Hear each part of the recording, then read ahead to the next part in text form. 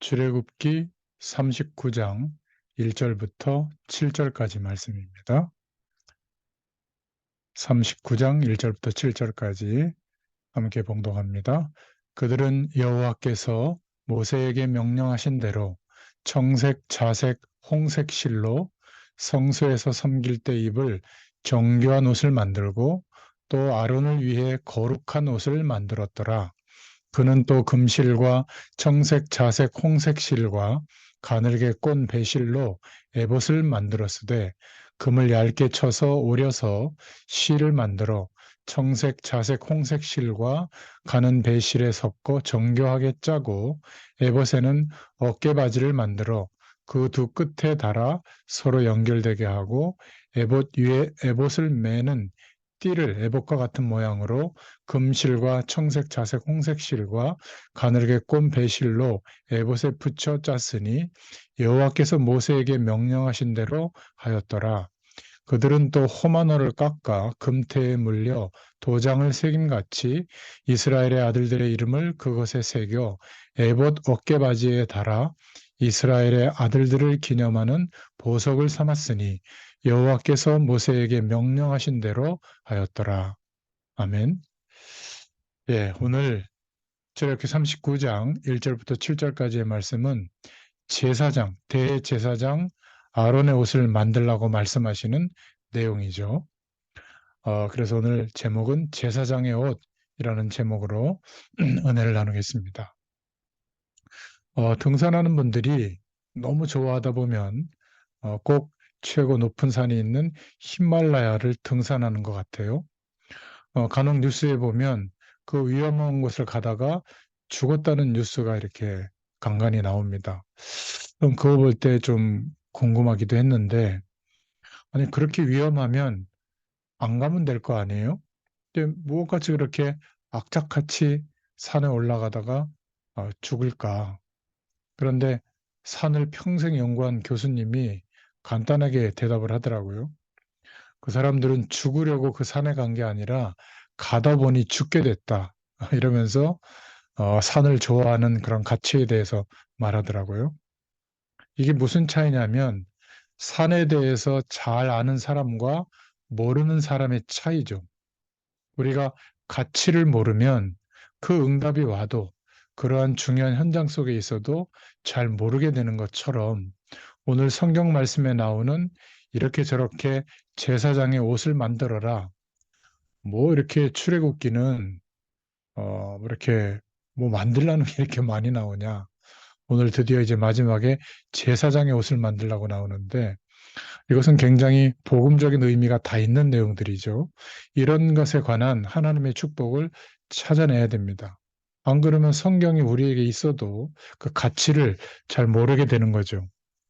왜 이 땅에 그렇게 노력하는데 자꾸만 고통이 올까요? 그리고 지구에 사는 어떤 사람도 한 명도 빠짐없이 재앙이 들이닥치거든요. 못 빠져나옵니다.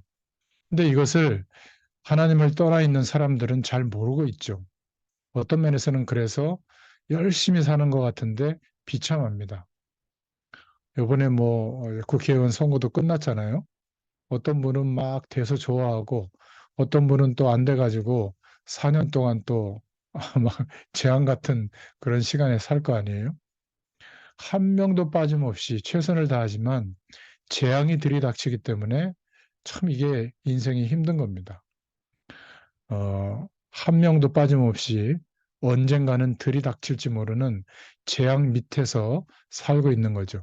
그래서 성경에는 뭐라고 말하고 있죠? 진노 아래에 있다. 이렇게 말하고 있잖아요. 하나님의 진노 아래에 있다. 이게 언제 찾아올지도 모르고 또 어떤 사람은 전혀 생각지도 않았는데 이 재앙이 찾아오죠. 이 재앙이 가정으로 들어오게 될 때 그것으로 끝나면 좋겠는데 후대들에게도 전달이 됩니다. 참 심각한 일이죠. 멀쩡하게 잘 살고 있는 후대들에게도 이러한 재앙이 전달이 됩니다. 이렇게 볼 때 우리는 하나님의 말씀을 통해서 중요한 답을 찾아야 될 줄로 믿습니다. 자, 오늘 제사장의 옷을 통해서 우리는 어떤 기도 제목을 붙잡아야 되겠습니까? 첫 번째로 배후 조종자인 사탄이 있다는 겁니다. 이 재앙을 맞이하게 되는 주범은 누구냐면 재앙을 일으키는 주범은 하나님이 아닙니다. 인간이죠. 주범은 인간인데 여기에 배후 조종자가 있다. 이게 사단의 역할이다. 성경이 분명히 밝히고 있습니다. 그런데 많은 지식인들은 이것을 전혀 생각하지 못하고 있죠. 대단한 전문인들, 과학자들도 상상 못할 일이죠. 무슨 사단이 있어서 이렇게 되냐? 그렇게 보고 있는데 성경은 처음부터 이거를 밝히고 있습니다. 선지자에게 성령과 감동으로 하나님이 말씀을 주셨는데 성경은 처음부터 끝까지 이것을 밝히고 있어요. 그래서 첫 번째 성경이 말하고 있는 중요한 사건이 창세기 3장에서 일어난 사건이죠. 하나님을 떠난 사건입니다. 하나님과의 약속을 놓치고 이 뱀영상 속에 들어가서 속였던 사단의 속임수를 선택한 거죠. 선악과 그거 먹어라. 먹는 날에는 너희 눈이 밝아지고 선과 악을 알게 된다. 그리고 하나님처럼 될 수 있다. 이렇게 속이게 된 거죠. 결국 아담, 하와에게 와서 하나님을 떠나도록 만든 겁니다. 그 상태가 된 것을 보고 원죄 아래에 놓이게 됐다. 그죠?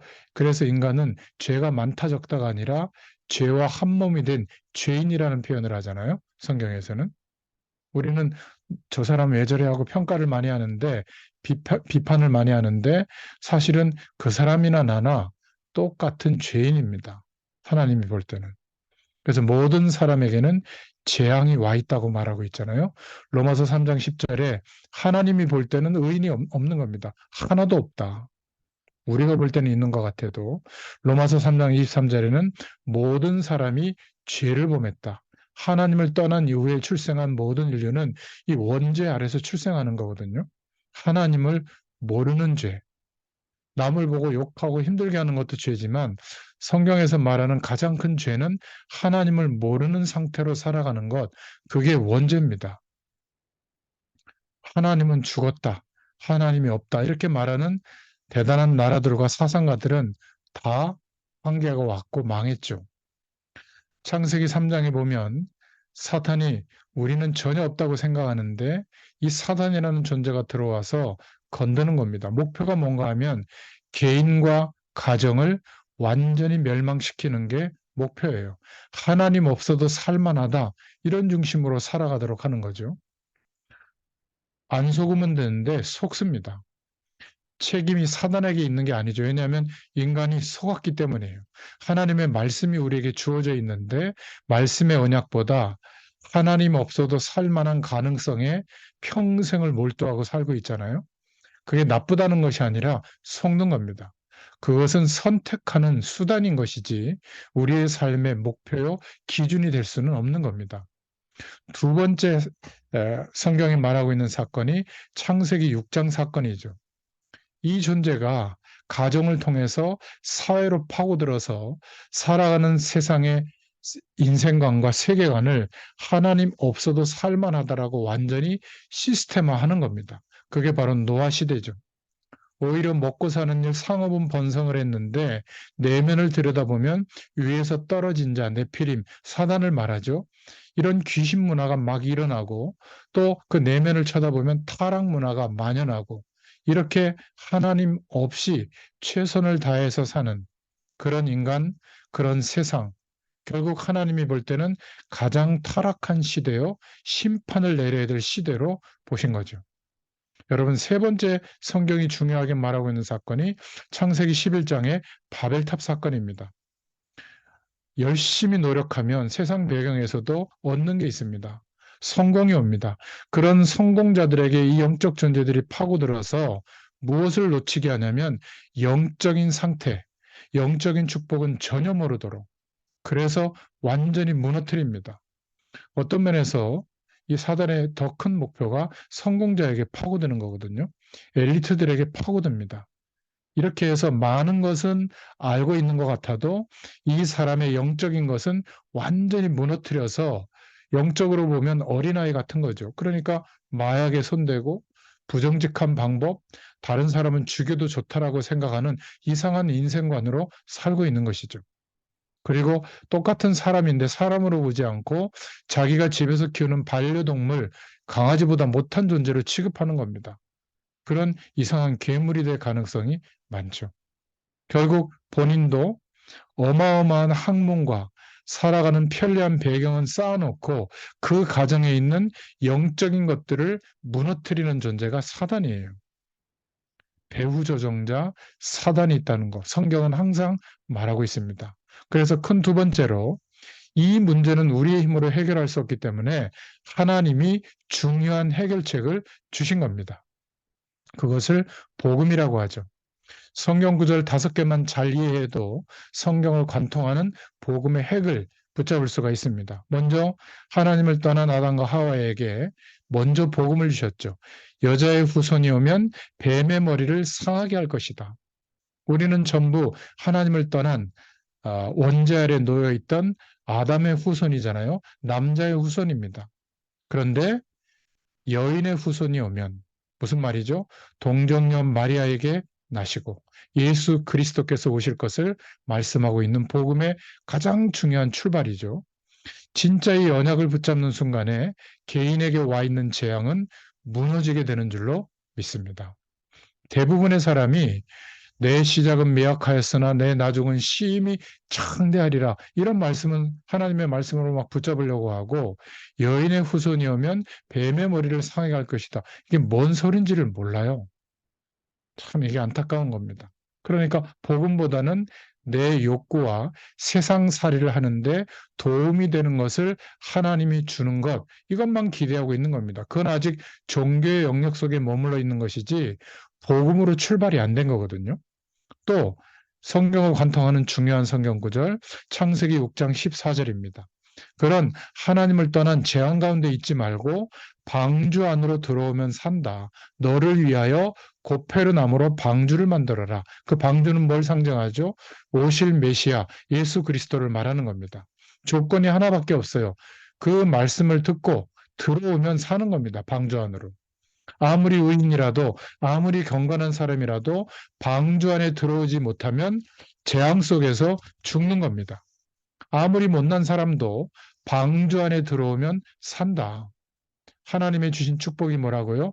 그리스도 안에 들어오면 예수님을 그리스도로 믿으면 재앙 가운데서 해방되게 한다. 출애굽되게 한다. 이게 하나님의 약속이에요. 세 번째로 출애굽기 3장 18절에 결국 애굽에 노예 생활하고 있을 때 양의 피를 뿌려라. 일반 사람들은 이게 중요한 복음의 핵인지를 몰라요. 성경에는 피제사, 피 뿌리는 얘기, 성경 찬송에도 피에 대한 찬송이 나오는데 이게 무슨 의미인지를 모르는 겁니다. 영원한 대속제물이 되어주실 오실 메시아 그리스도를 붙잡을 수 있도록 예배할 때마다 번제를 드리게 한 거죠. 양의 피를 뿌리는 예배를 드리게 한 겁니다. 복음의 핵심이죠.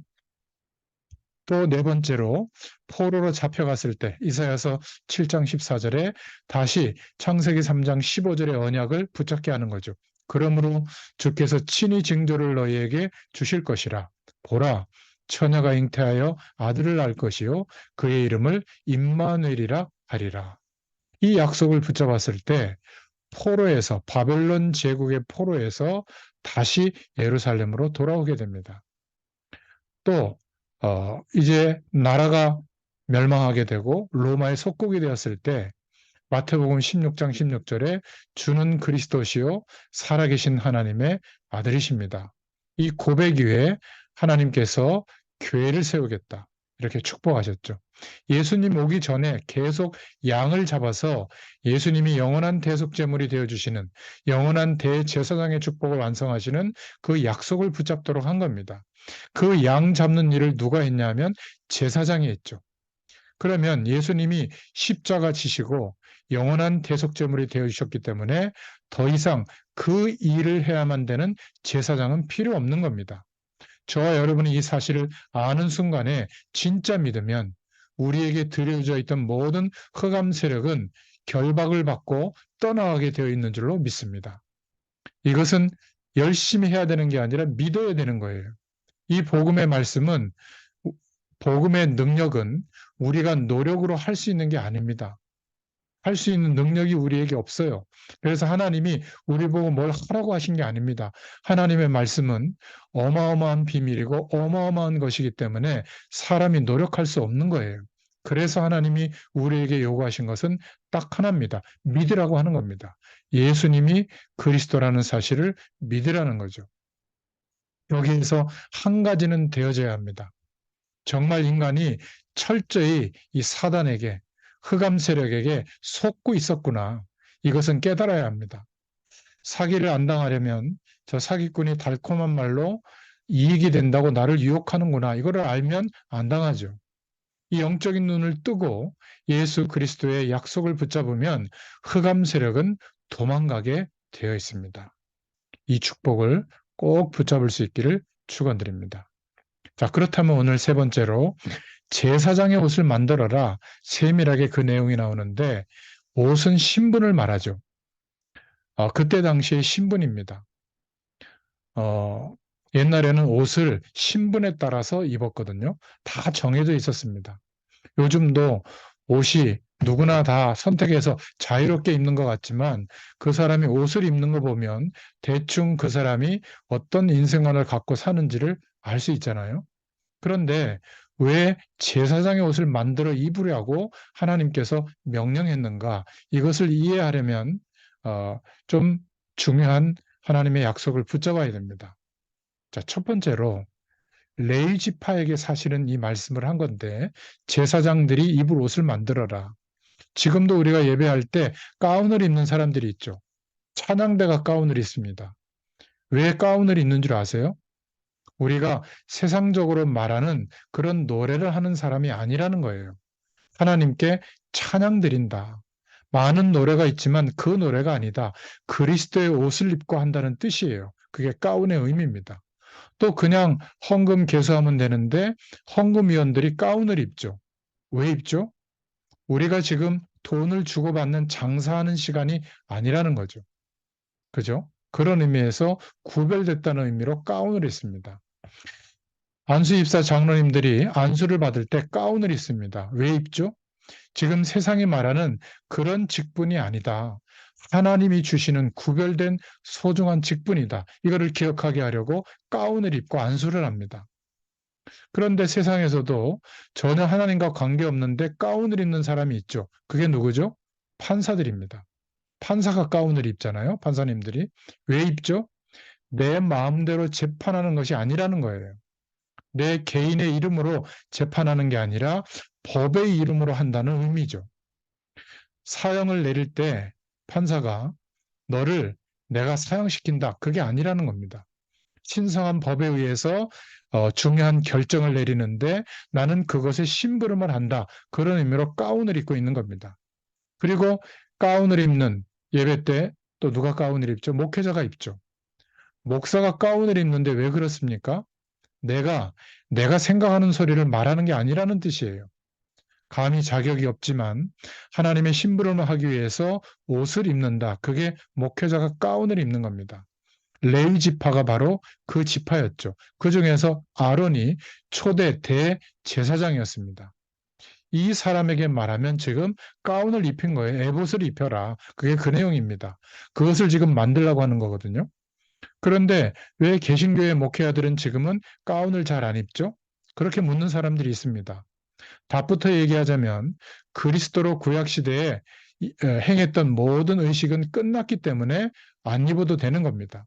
그런데 성찬식 때, 성례식 때 이런 때는 입죠. 왜냐하면 그때는 성찬의 의미, 세례의 의미를 살릴 수 있기 때문에 입고 거행합니다. 가운은 그런 거예요. 그러니까 이것을 만들라고 오늘 말씀하고 있는 겁니다. 자, 그러면서 두 번째 중요한 의미는 히브리서 4장 14절에 진짜로 큰 대제사장을 보내겠다. 예수 그리스도를 말하는 겁니다.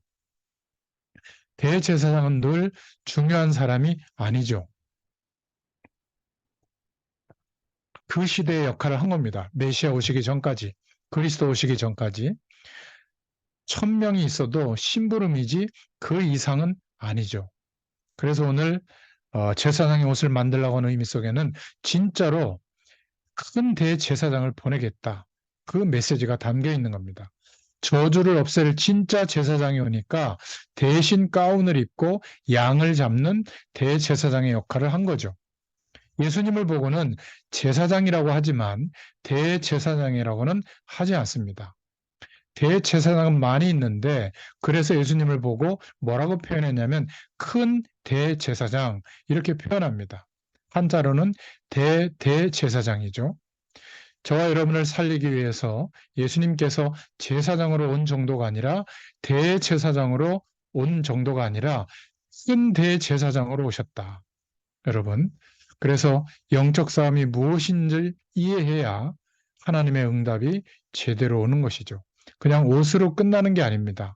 자, 오늘 제사장의 옷을 만들어라. 이 메시지 속에서 베드로전서 2장 5절 또 2장 9절에 보면 계시록 1장 6절에도 말하고 있죠. 저와 여러분을 이 제사장으로 세우신 줄로 믿습니다.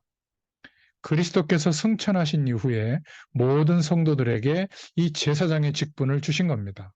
이걸 보고 신학적 용어로는 만인 제사장, 만인 제사장설 이렇게 말합니다. 왜 사제들만 가운을 입고 성경을 보냐? 만인 제사장. 그 싸움에서 어느 것이 맞는가? 여러분들이 한번 이해해 보세요.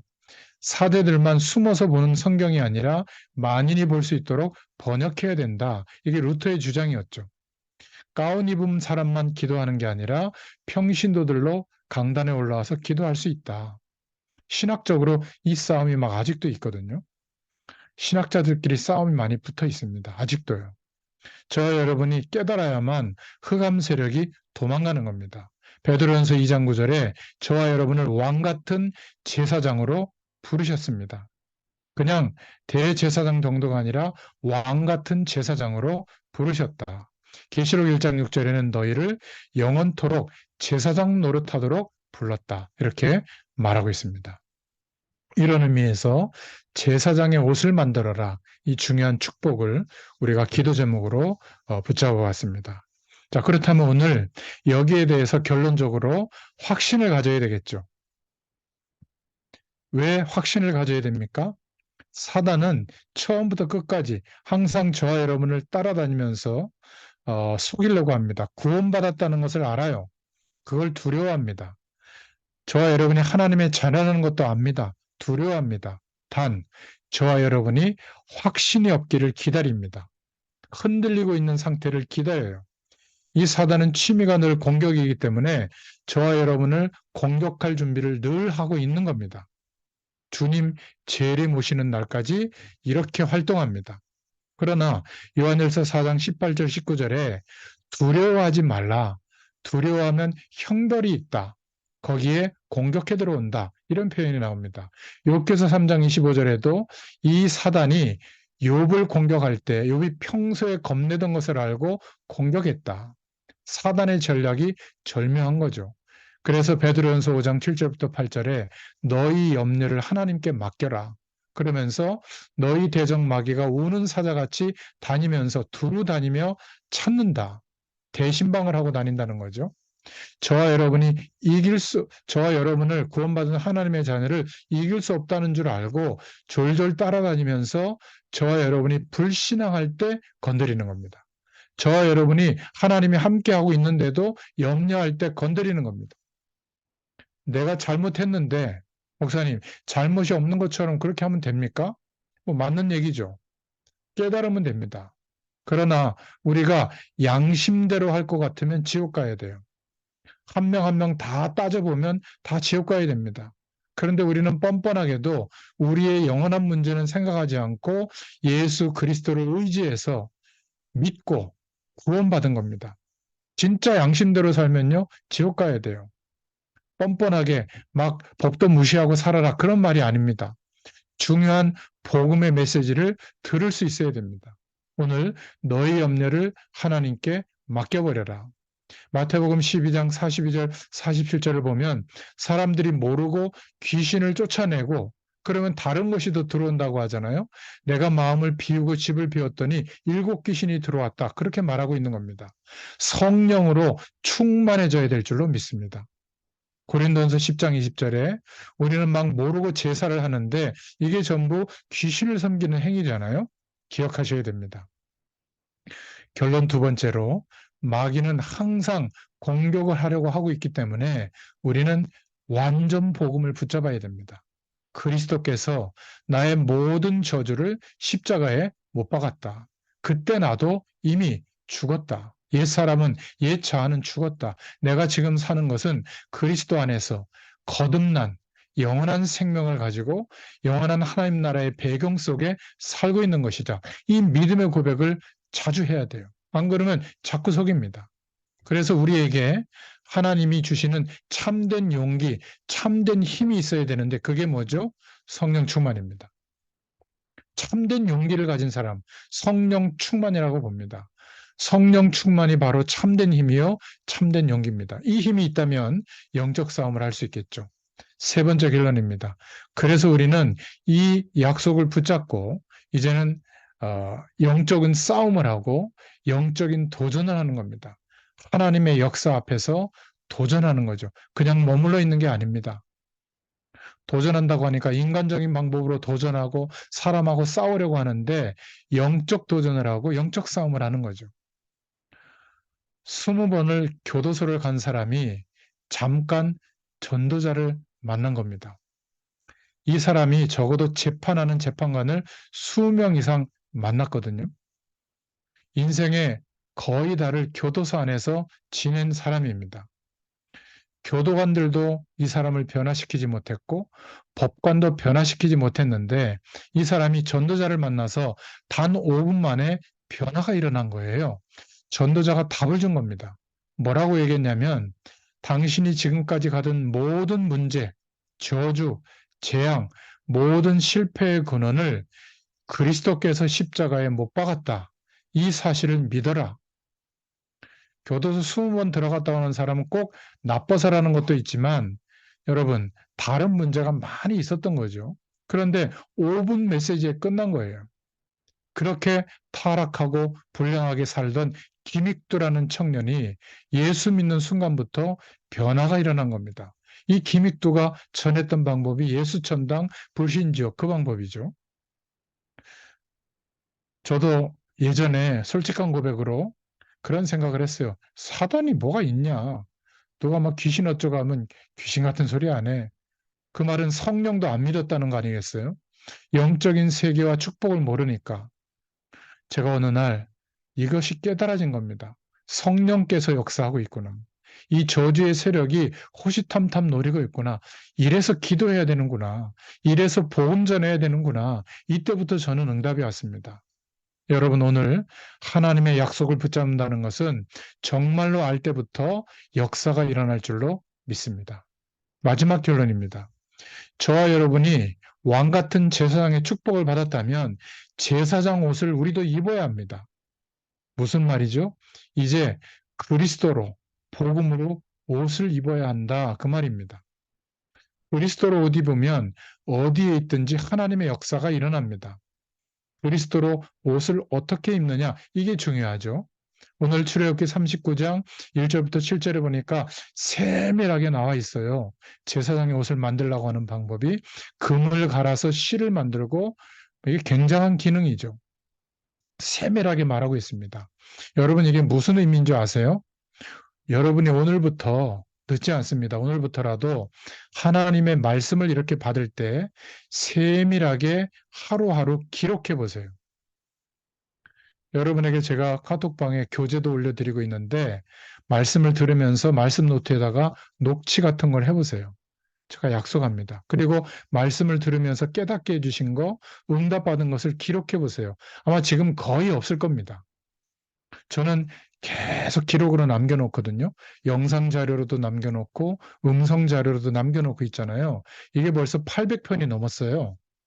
이게 얼마나 중요한 축복들인지 모릅니다. 그리고 거기에다가 앞으로 말씀드리면서 하나님의 응답을 받을 것을 예상해서 기대하면서 기록해 보세요.